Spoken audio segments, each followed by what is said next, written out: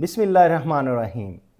आज हमारे रिसर्च के सीरीज़ वाले टॉपिक्स में आया है the process for writing a title for a PhD thesis और डाइजर्शन। तो टाइटल को लिखने के लिए क्या प्रोसेस होता है, किन चीज़ों का आपने ख्याल रखना है कि आपका टाइटल किस तरह से अट्रैक्टिव हो, किस तरह से कंप्लीट हो, किस तरह से हर उसका अपना जो मकसद है वो फुलफ़िल करे, कैसे हो सकता है। तो इस पे मैंने मुनासिब समझा कि एक लेक्चर आपको दिया जाए, तो जिसमें सबसे पहला जो इसका पॉइंट है वो तो इसका पर्पज़ क्या होता है। नंबर 1 पर्पज़ ये है, the title should clearly reflect the focus, scope and significance of your research while being a concise and engaging.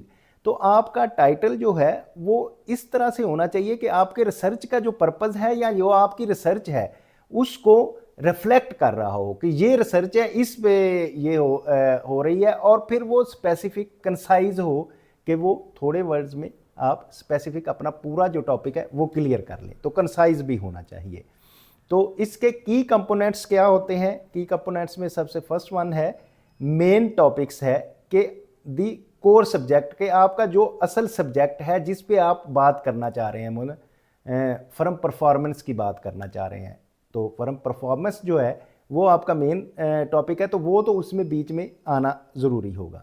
फिर मेथडोलॉजी और रिजल्ट्स हैं, ये ऑप्शनल है बट यूज इफ की टू योर वर्क्स के इसमें ऑप्शनल इस तरह से है कि आप सपोज इसमें दे रहे हैं कि आपकी कॉर्पोरेट गवर्नेंस इंपैक्ट कर रही है फर्म परफॉर्मेंस पे, तो उसको आप इसके जो रिजल्ट्स भी आ रहे हैं वो भी पूरा रिजल्ट आप इसमें दे रहे हैं, लेकिन ये ऑप्शनल है कि इसको आप ना भी करें तो वो चल सकता है। Focus on spoke specific aspects address कि उसमें आपने क्या करना है कि कुछ स्पेसिफिक और एस्पेक्ट है, जैसे कि हम इसमें कहते हैं कि इसका इंटरवीन करता है टैक्स अवॉइडेंस, कॉर्पोरेट गवर्नेंस की गवर्नेंस जो इम्पैक्ट करती है फर्म परफॉर्मेंस को, और इस पे टैक्स अवॉइडेंस जो है इंटरवीन करता है। तो ये एक एस्पेक्ट, अगर कोई और स्पेसिफिक एस्पेक्ट है तो वो ये बात है कि इसमें करना है। तो अब ये जो टॉपिक बनेगा इसका मतलब है उसमें फर्म परफॉर्मेंस आप चेक कर रहे हैं, उसके साथ रिलेशन किसी का बन रहा है वो कॉर्पोरेट गवर्नेंस का, और इंटरवीन किसी की हो रही है, या अदर एस्पेक्ट है वो टैक्स अवॉइडेंस है। तो इन सब को मिला के हम कह सकते हैं कि impact of corporate governance on the firm performance intervening the tax avoidance.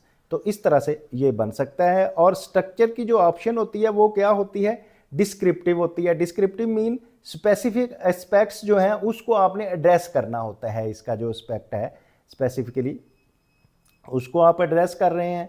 और उसके बाद आपका आ रहा है कंपाउंड। क्या है कि कंपाउंड ऐसे होता है कि कभी आपने मेन टाइटल के साथ एक सब टाइटल को भी यूज़ कर लिया है, ठीक है, आप उसका मतलब यूज़ कर रहे हैं, मेन टॉपिक है, उसके बाद आप मीडिएटिंग और मॉडरेटिंग का रोल जो आप ला रहे हैं, तो पूरा आपने एस्पेक्ट जब दे दिया और उस पर आपने मीडिएटिंग और मॉडरेटिंग का रोल नीचे साथ लिख दिया तो सब टाइटल हो जाता है। तो इसको हम कहते हैं कि ये कंपाउंड हो जाएगा।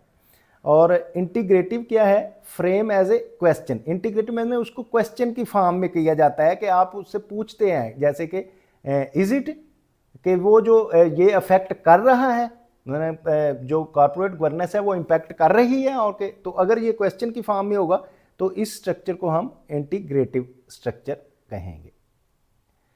तो जब आपने बेस्ट प्रैक्टिसेस क्या हैं ऑल ओवर द वर्ल्ड, जो बेस्ट प्रैक्टिसेस हो रही हैं वो क्या यूज़ करते हैं?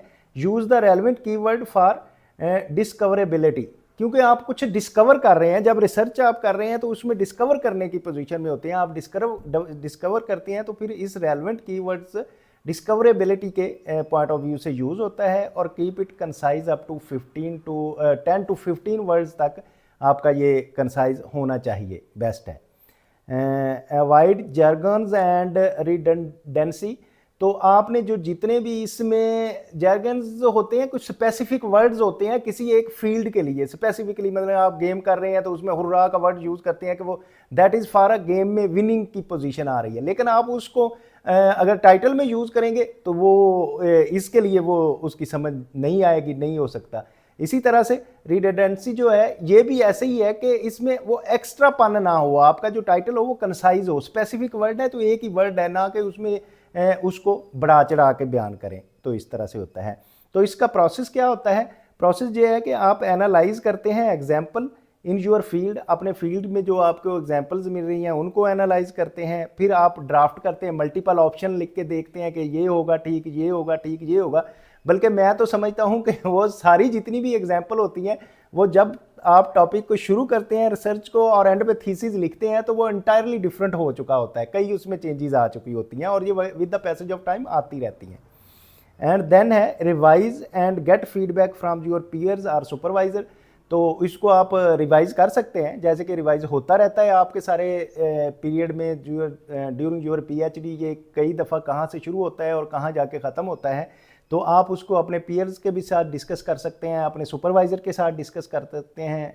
Supervisor is always ready, always right in research. And then जब आपने फाइनलाइज करना है तो फिर क्या करना है? Decide on the title after completing the dissertation to ensure the align your findings. हाँ, तो ये मैंने जैसे करा कि शुरू कहाँ से होता है और ख़त्म जाके कहाँ से होता है। बेसिकली आपका जो टाइटल है ये फाइनलाइज ही आफ्टर फाइंडिंग्स होता है, कि जब आप अपनी रिसर्च कंप्लीट कर लेते हैं और जो रिसर्च आपकी फिर वो उसमें रिजल्ट्स आते हैं, उस रिजल्ट के बाद ये फाइनलाइज होता है। तो आपने अगर रिसर्च सीखनी है और चाहते हैं दूसरे भी रिसर्च सीखें तो आप हमारे चैनल को लाइक करें, शेयर करें, सब्सक्राइब करें, और अगर आपको कोई प्रॉब्लम आ रही है तो आप कमेंट बॉक्स में कमेंट करें तो हम उसका आपको रिप्लाई देंगे। Thank you very much.